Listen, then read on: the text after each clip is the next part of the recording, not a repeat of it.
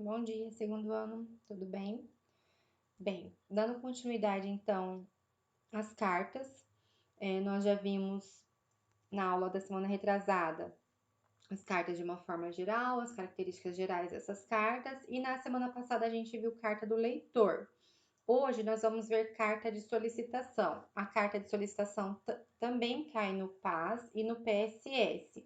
Então, tudo que vocês verão na aula de hoje serve para esses dois, para essas duas universidades, tá? O EM e o EPG. Vou fazer o mesmo esquema da semana passada, então discutir aí principalmente os elementos que fazem parte do corpo da carta, tá? E como essa aula não é uma proposta obrigatória, então vai ficar livre quem quiser tentar fazer essa proposta de hoje para me enviar, para tirar dúvidas, tá? Porque na próxima semana a gente vai ver carta de solicitação ainda, porque a gente vai ver a proposta obrigatória também. Na próxima semana, que vai ser lá para o dia 20, nossa próxima aula lá para o dia 27, né? Porque no dia 20 nós não teríamos aula, porque é recesso de feriado, tá? Então vamos lá. O que a gente tem aí de carta de solicitação? A mesma coisa, ó, os elementos que fazem parte já, que são elementos estruturais do gênero carta, vão ser sempre os mesmos, do mesmo jeito, local e data, conforme pede o comando, vocativo, que também vai estar dado pelo comando, a despedida, por ser uma carta de solicitação, vai ser uma despedida formal e assinatura como pede o comando. Pronto. E essa despedida formal aqui, porque aí a carta de solicitação, eu posso escrever uma carta de solicitação pro meu professor, por exemplo, minha professora de redação, e eu tenho um pouquinho mais de intimidade com ela. Eu posso fazer uma despedida menos formal? Pode. O que depende? Depende muito da sua situação de comunicação. Se você está mandando uma carta de solicitação para o prefeito da cidade, você não vai usar uma linguagem informal com ele. Se é uma carta de solicitação para mim, que sou professora, aí tudo bem, você pode usar uma linguagem mais fluida, uma linguagem, não uma linguagem coloquial, mas uma linguagem menos formal, tá? Então, tem que pensar nessa situação de comunicação também, tem que ter isso em mente, ok? E aí, o que a gente tem de diferente aqui da carta de solicitação no corpo dessa carta, que é diferente do que a gente viu na semana passada da carta do leitor. Aqui a gente tem alguns elementos que a gente precisa dar conta dentro dessa carta, nesse miolo aqui que vai ser o desenvolvimento da carta de fato, 2, 3 parágrafos, dependendo de como você for escrever. Primeira coisa, contextualização. Então, o que é que motiva você escrever essa carta? Olha, eu estou pensando aqui com a minha turma que a gente está muito próximo do vestibular e nós temos muitas dúvidas ainda com física quântica. E eu vou, então, né, conversei com a turma, todo mundo, a maioria dos alunos tem ainda problemas com esse conteúdo. Eu decidi escrever uma carta para o meu professor de física, pedindo para ele uma aula extra, né, um aulão extra, para a gente tirar as dúvidas em relação à física quântica. Isso é a sua motivação, é a contextualização. Via de regra, essa contextualização já está dada pelo comando de produção. Quando a gente tem comando de produção da UEM, esse contexto de produção já está bastante avançado, é bem elaborado, a UEM te dá uma historinha completa para você contextualizar, para você entrar no clima de escrever essa carta. A UEPG já é um pouquinho diferente, os comandos costumam ser mais enxutos, né? Pede apenas para que você escreva uma carta solicitando ao seu professor de física uma aula extra, por exemplo, e não te dá um contexto de produção. E aí é um pouquinho mais difícil, porque aí vai depender mais da sua criatividade, ok? Mas a contextualização é isso, é essa motivação. A identificação do objetivo. Então, vou voltar a falar para vocês que o objetivo é aquilo que eu chamo de coração da carta. E ele vai estar sempre marcado no contexto de produção, no comando de produção, por um verbo de ação. Na carta de solicitação, é muito óbvio que o objetivo primário é solicitar. Afinal de contas, você escreve uma carta de solicitação para solicitar alguma coisa. Então, é óbvio. Muitas vezes isso não vai estar marcado por um verbo, mas o nome da carta já te diz que é uma carta de solicitação, então precisa solicitar. E aí, esse é o nosso objetivo primário. Além desse verbo solicitar, a universidade pode te dar outros objetivos que são objetivos secundários que você precisa cumprir mesmo assim. Então, você pode solicitar e sugerir algumas ideias. Então, se o comando fala, olha, solicite uma atividade extracurricular a respeito do conteúdo e sugira ideias de como isso pode acontecer. Você precisa marcar esses dois verbos, solicitar, sugerir. Escreva uma carta para solicitar tal coisa, relate a sua experiência em relação a isso e sugira. Então, são 3 objetivos. O primário é solicitar, mas para desenvolver, para chegar a essa solicitação, eu preciso relatar e eu preciso sugerir. Então, eu tenho 3 verbos aí que marcam 3 objetivos na minha carta. E esses 3 verbos precisam aparecer no meu texto, tá? E aí eu volto a dizer, Pro, é obrigatório usar o verbo que está no comando?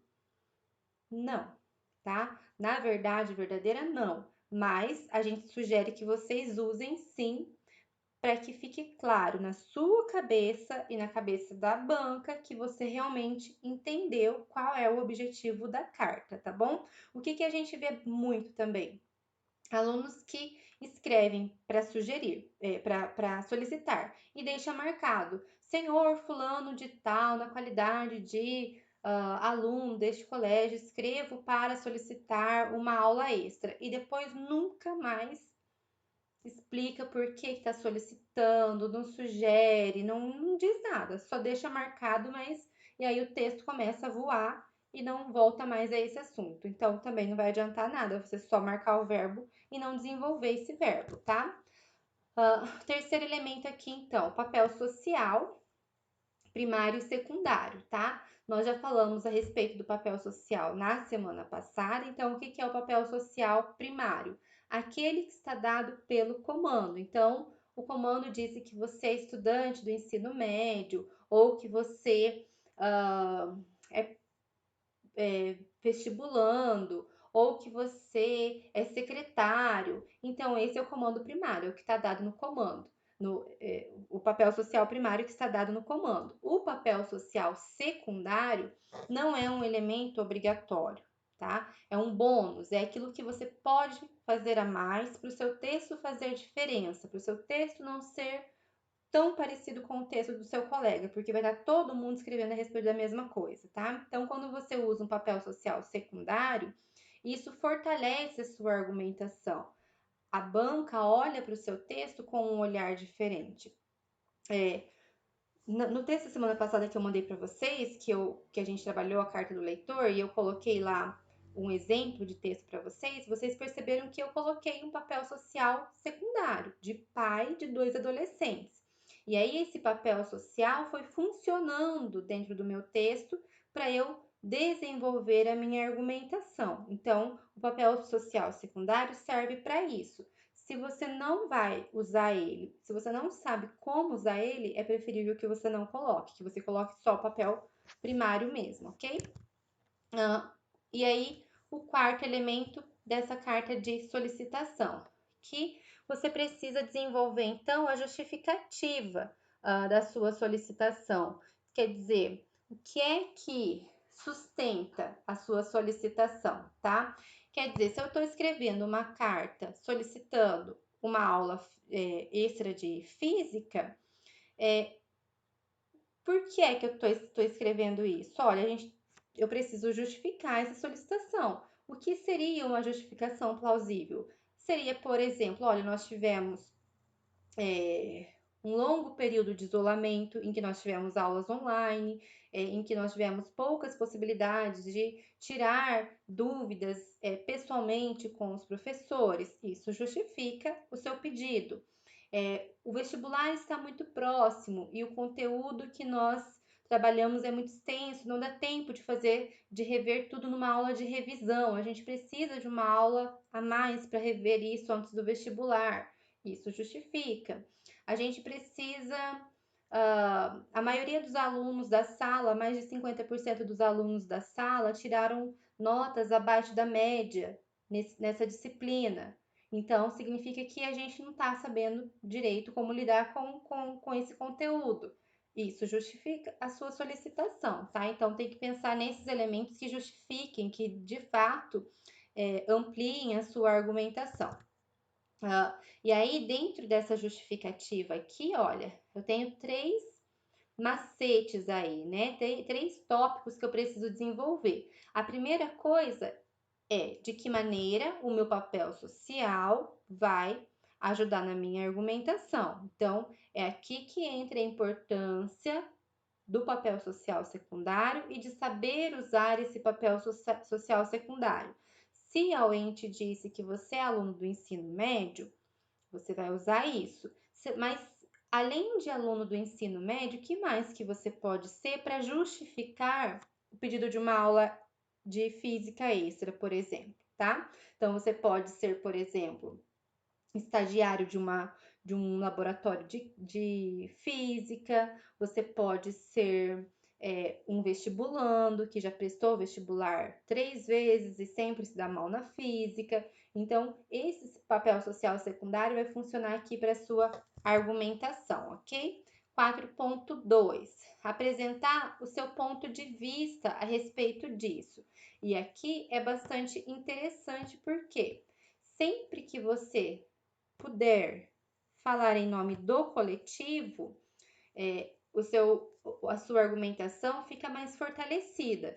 Quer dizer, olha, não é só eu que estou tendo esse problema é um problema da turma toda. Então, eu estou solicitando em nome de todo mundo, estou falando em nome de todo mundo, ok? Olha, a gente está tendo um problema, mudar o tema aqui para exemplificar diferente.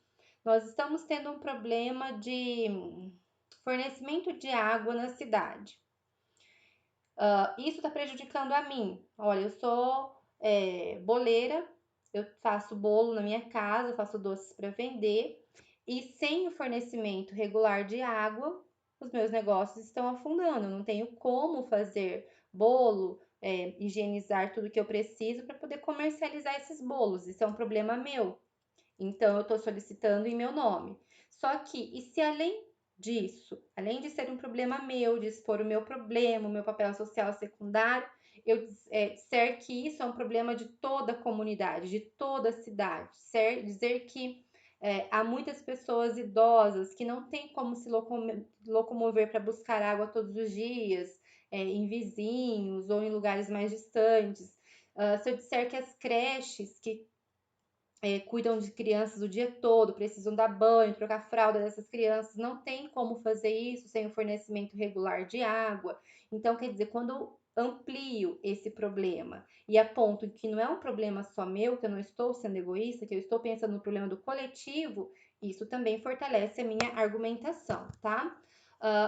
3. Apresentar os benefícios que o solicitante terá se atender a sua solicitação. O solicitado, perdão, terá se atender a sua solicitação. O que significa isso, Pro?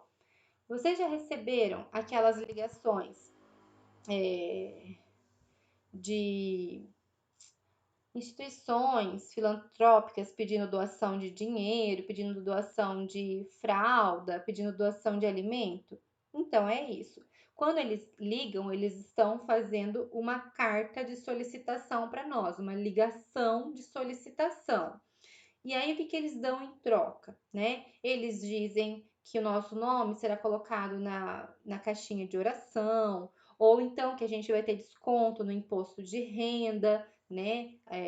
Quando a gente faz a doação, ou que a gente vai receber em casa uma caixinha de decoração feita pelos velhinhos lá do asilo. Então, eles fazem um pedido, mas eles nos dão alguma coisa em troca daquilo que a gente está dando, tá? Então, a solicitação consiste nisso, porque a pessoa que vai atender a sua solicitação, que vai receber a sua carta, ela não tem obrigação nenhuma de fazer o que você está pedindo.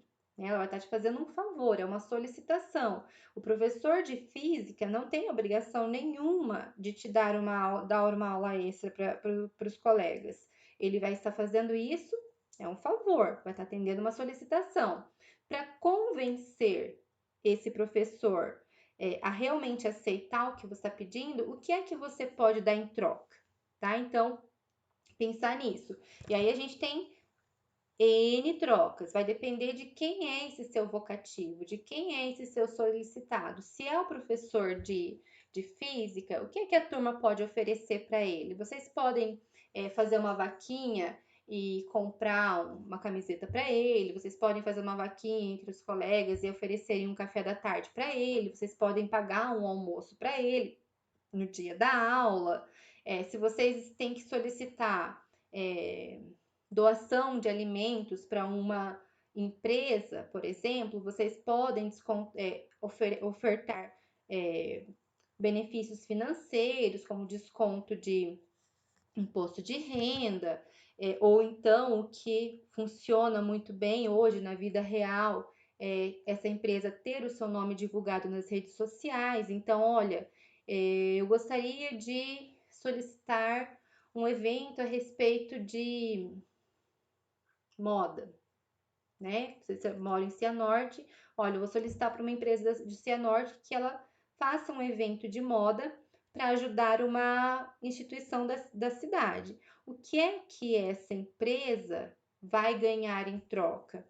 Além de ser um estudante do ensino médio, você pode criar um papel social secundário dizendo que você tem um blog e que você tem lá 50 mil seguidores e que se a empresa atender ao seu pedido, você vai divulgar a marca dela nas suas redes sociais. Quer dizer, ela vai ganhar status social, vai ganhar um lugar de mostrar a sua marca nas redes sociais para 50 mil pessoas. Então, isso também é uma troca e que funciona muito bem com o papel social secundário, ok? E aí, por fim, né, para concluir, a conclusão da carta de solicitação vai ser igual à conclusão de qualquer outra carta, fazendo o reforço do objetivo principal. Então, reitero a minha solicitação e aguardo o seu retorno, por exemplo, ok? Outra coisa, a gente tem que pensar bastante aqui. Nas próximas semanas, a gente vai ver a carta de reclamação. E aí a gente vai perceber que a principal diferença entre carta de solicitação e carta de reclamação está no uso de linguagem. Por quê? Na de reclamação, via de regra, estou reclamando de alguma coisa que eu comprei ou que me foi prometida e a pessoa não cumpriu.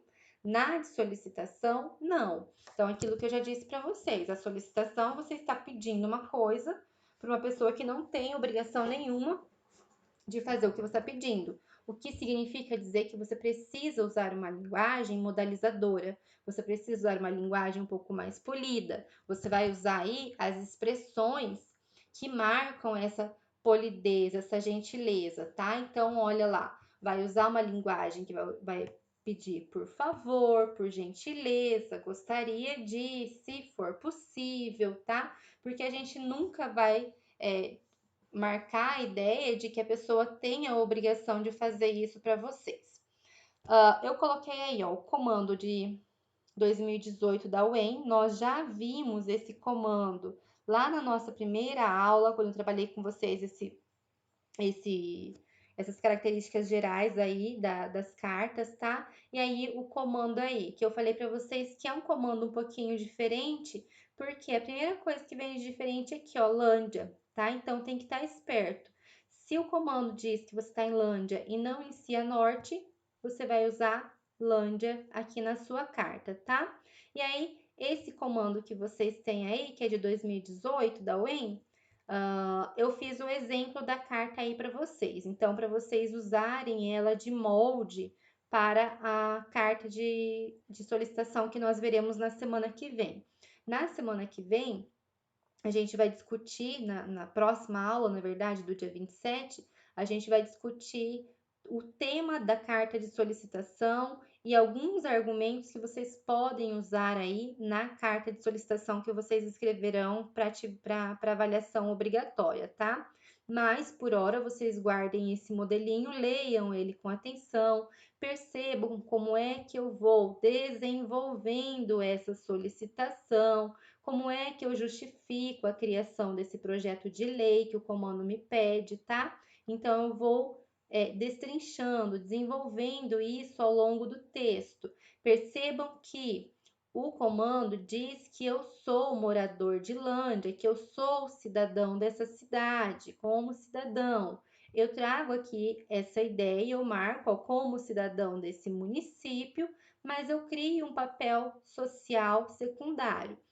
Eu digo que eu já fui motorista de ônibus, porque a gente vai discutir nesse texto sobre a mobilidade urbana. Então, olha, eu já fui motorista de ônibus, o que justifica aí a minha solicitação, e que hoje eu faço uso de cadeira de rodas. Então, eu faço uma extensão do papel social para que a minha argumentação fique mais rica, tá? Então, esses modelos de texto que eu mando para vocês é exatamente para isso, para vocês perceberem como é que esses elementos que a universidade permite que eu use fazem com que o meu texto seja diferente do texto do meu colega, porque via de regra, como eu já disse para vocês em outras aulas, aqueles 5 elementos das condições de produção que a gente precisa ter em mente, que a gente precisa fazer aparecer no nosso texto, eles já estão sendo dados pela própria universidade.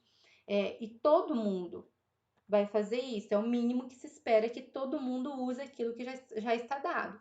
O que é que vai fazer a diferença no seu texto? Que é o que você traz de novo, é o que não está dado no comando de produção, é o que não está dado nos textos de apoio, é aquilo que parte de você, da sua criatividade, da sua capacidade de argumentação, de criação. É aí que você vai fazer a diferença, é aí que a gente faz a diferença de um texto 102, 105 para um texto 120, belezinha? Se tiverem dúvidas, me mandem no WhatsApp. Quem quiser tentar fazer esse comando aí de 2018, pode tentar fazer e me mandar para eu olhar e corrigir. Mas a gente vai ver a proposta obrigatória, avaliação obrigatória mesmo, valendo nota, na próxima aula do dia 27. Aí a gente rever a carta de solicitação e aí discute tema, discute argumentação, discute possíveis papéis sociais, belezinha? Até lá, estudem, se cuidem e se precisarem, entrem em contato comigo, ok? Tchau, tchau!